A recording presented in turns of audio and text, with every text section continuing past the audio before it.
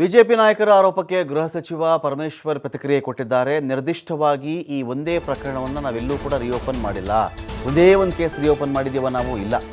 ಹುಬ್ಬಳ್ಳಿಯಲ್ಲಿ ರಾಮ ಜನ್ಮಭೂಮಿ ದಾಂಧಲೆ case reopen ಹಿನ್ನೆಲೆಯಲ್ಲಿ ಇದೀಗ ಬಿಜೆಪಿ ನಾಯಕರ ಆರೋಪಕ್ಕೆ ಗೃಹ ಸಚಿವ ಪರಮೇಶ್ವರ್ ಪ್ರತಿಕ್ರಿಯೆ ಕೊಡ್ತಾ ಇದ್ದಾರೆ. ಎಷ್ಟೊಂದು ಪ್ರಕರಣ ಓಪನ್ ಮಾಡಿದ್ದೀವ್ರಿ, ಅದರಲ್ಲಿ ಇದು ಒಂದು ನಿರ್ದಿಷ್ಟವಾಗಿ ಇದೊಂದೇ ಕೇಸನ್ನಂತೂ ನಾವು ರಿಓಪನ್ ಮಾಡಿಲ್ಲ. ಇಲ್ಲಿ ಎಲ್ಲ ಪ್ರಕರಣ ರಿವ್ಯೂ ಮಾಡಬೇಕಾದ್ರೆ, ಪರಾಮರ್ಶೆ ಮಾಡಬೇಕಾದ್ರೆ ಇದು ಒಂದು ಆಗಿಬಿಟ್ಟಿದೆ ಅಷ್ಟೇ. ಸುಮ್ಮನೆ ರಾಜಕೀಯ ಉದ್ದೇಶ ಇಟ್ಕೊಳ್ಳೋದು, ಟೀಕೆ ಮಾಡೋದು ಸರಿಯಲ್ಲ. ಇದೊಂದೇ ಕೇಸ್ ನಾವು ತೆಗೆದಿಲ್ವಲ್ಲ. ಈ ನೆಲದ ಕಾನೂನಿನ ಪ್ರಕಾರ ಏನಾಗಬೇಕೋ ಅದಾಗತ್ತೆ. ಹಾಗಿದ್ರೆ ಬಾಕಿ ಪ್ರಕರಣದಲ್ಲಿ ಅರೆಸ್ಟ್ ಆದವರು ಹಿಂದೂಗಳಲ್ವಾ? ಬೇರೆ ಕೇಸ್ಗಳಲ್ಲಿ ಅರೆಸ್ಟ್ ಆಗಿದ್ದಾರಲ್ರಿ, ಅವರೆಲ್ಲ ಹಿಂದೂಗಳೇ ಅಲ್ವಾ? ಹಾಗಾದರೆ ಇವರೊಬ್ಬರೇನ ಹಿಂದೂ? ಅಲ್ಲಿ ಬೇರೆ ಏನೇನೋ ತಪ್ಪುಗಳು ಮಾಡಿದಾರಪ್ಪ, ಅವರು ಹಿಂದೂ ಅಂತ ಆ ಕೇಸು ಬಿಟ್ಬಿಡೋಣ ನಾವು. ಇದೇನು ತರ್ಕ ಇದೆಯೇನ್ರಿ ಇದರಲ್ಲಿ? ಎಷ್ಟೊಂದು ಕೇಸ್ ಓಪನ್ ಮಾಡಿದ್ದೀವಿ, ಎಷ್ಟೊಂದು ಸಮುದಾಯದವ್ರನ್ನೂ ಇಲ್ಲಿ ಅರೆಸ್ಟ್ ಆಗ್ತಾರೆ. ಇಲ್ಲಿ ಇದೊಂದೇ ಕೇಸಲ್ಲಿ ಒಬ್ಬರು ಹಿಂದೂ ಕಾಣಿಸ್ಬಿಟ್ರೆ ಬೇರೆ ಕೇಸಲ್ಲೂ ಹಿಂದೂ ಇದ್ದಾರೆ, ಅಪರಾಧ ಪ್ರಕರಣಗಳು. ಹಿಂದೂ ಅಂತ ಅವ್ರನ್ನ ಬಿಟ್ಬಿಡೋಣವಾ? ಕಾನೂನಿಗೆ ಬೆಲೆ ಇಲ್ವಾ ಅಂತ ಕೇಳಿದ್ದಾರೆ. ಅವ್ರಿಗೊಂದು ನ್ಯಾಯ ಇವ್ರಿಗೊಂದು ನ್ಯಾಯ ಮಾಡೋಕ್ಕಾಗತ್ತೇನ್ರಿ ನಾವು? ಅಯೋಧ್ಯೆ ಉದ್ಘಾಟನೆ ವೇಳೆ ಬಂಧನ ಆಗಿರೋದು ಕಾಕತಾಳೀಯ ಅಷ್ಟೇ ಇದು ಅಂಥೇಳಿ ಗೃಹ ಸಚಿವ ಜಿ ಪರಮೇಶ್ವರ್ ಬೆಂಗಳೂರಲ್ಲಿ ಹೇಳಿಕೆ ಕೊಟ್ಟಿದ್ದಾರೆ. ಆದರೆ ನೋಡಿ, ನಾನು ನಿನ್ನೆ ಕ್ಲಿಯರಾಗಿ ಹೇಳಿದ್ದೇನೆ, ಕ್ಲಾರಿಫಿಕೇಷನ್ ಕೊಟ್ಟಿದ್ದೇನೆ. ಅವರು ಹಳೆ ಕೇಸ್ಗಳನ್ನೆಲ್ಲ ಈಗ ಎಷ್ಟು ವರ್ಷ ಇಟ್ಕೊಳ್ಬೋದು? ಈಗ ಅವರು ಪೊಲೀಸ್ನಲ್ಲಿ ಅಷ್ಟು ವರ್ಷ ಆ ಕೇಸ್ಗಳು ಇಟ್ಕೊಂಡಿರೋದೇ ಸರಿ ಇಲ್ಲ.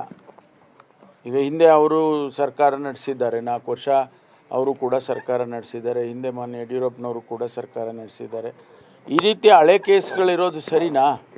ಅದಕ್ಕೆ ನಾವು ನೋಡಪ್ಪ, ಈ ಹಳೆ ಕೇಸ್ಗಳನ್ನೆಲ್ಲ ಒಂದು ನ್ಯಾಯ ಈ ಕಡೆ ಆಗಿದ್ರು ಅದು ಆಗ್ಬೋದು, ಆ ಕಡೆ ಆದ್ರೆ ಆಗ್ಬೋದು, ಅವ್ರಿಗೆ ಪನಿಷ್ ಆಗ್ಬೋದು, ಇದೆಲ್ಲ ಖುಲಾಸೆ ಮಾಡ್ಬೋದು. ಅದನ್ನು ಕೇಸನ್ನು ಇಟ್ಕೊಂಡು ಕೂತ್ಕೊಳ್ಳೋದು ಬೇಡ ಅಂಥೇಳಿ ಅವರು ರಿವ್ಯೂ ಮಾಡುವಾಗ ಮಾಡಿದ್ದಾರೆ ವಿನಃ ಅದನ್ನು ಸ್ಪೆಸಿಫಿಕ್ಕಾಗಿ ಅದೊಂದೇ ಕೇಸ್ ಮಾಡಿದರೆ ನಾನು ಒಪ್ಕೊಳ್ತೀನಪ್ಪ, ನಾನು ಯಾವುದೋ ತಪ್ಪಾಗಿದೆ ನಮ್ಮದು ಅಂತ ಹೇಳ್ಬೋದು.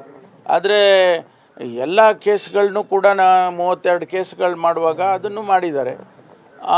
ಅಷ್ಟು ಬಿಟ್ಟರೆ ಅದಕ್ಕೆ ಇನ್ನೇನಾದರೂ ಅರ್ಥ ಅದನ್ನು ಕಲ್ಪಿಸೋದು ಅಗತ್ಯ ಇಲ್ಲ ಅಂತ ನೆನ್ನೆನೂ ಹೇಳಿದ್ದೇನೆ, ಈಗಲೂ ಹೇಳ್ತೀನಿ.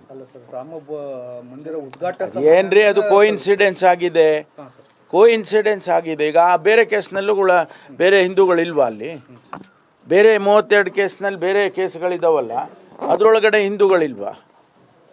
ಅನೇಕ ಜನ ಇದ್ದಾರೆ, ಹಿಂದೂಗಳಿದ್ದಾರೆ.